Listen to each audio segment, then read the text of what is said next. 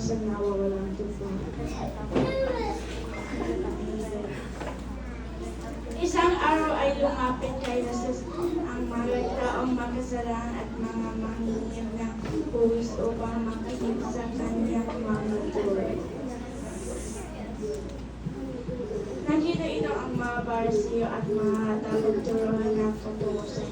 Kaya sila ay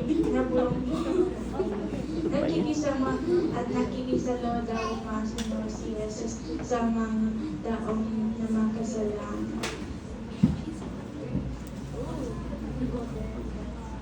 Ang marinig ito ni Jesus ay sa kanyang pinahagi ang talinhaga ng nawawalang tupa.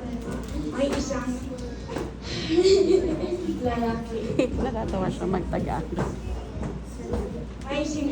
May isang laki na may 100 tupa, ngunit nawawala ang isa. Iniwan niya ang sinapot siyam at hinanap at nawawala ang isa. Nang makita ang nawawalan ang tupa ay masaya na itong inasansaka umuwi.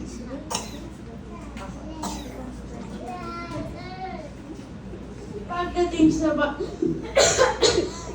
Excuse me. What? Don't cough on the mic. Pagdating sa bahay ay iniyan niya ay sa kanyang kaibigan at mga kapitbahay at sinabi, "Magkapigsayan kayo sa akin dahil nakita ko ang tupa ko na nawawala."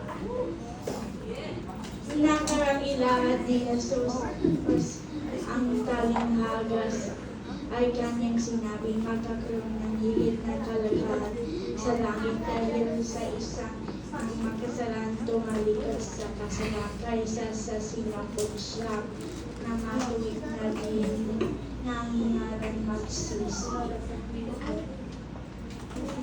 Ang paturo ng nawawalang tupa ay nagtuturo ng isa, pagmamahal ng Diyos sa bawat isa. Ipinakita dito ang mahalaga ng bawat tao sa mata ni Diyos, kahit pa siya ay naligaw o nakasala.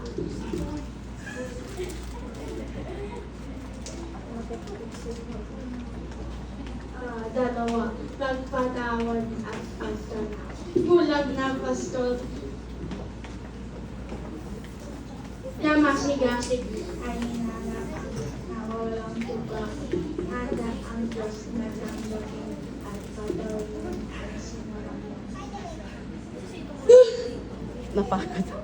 Wait. Hindi ka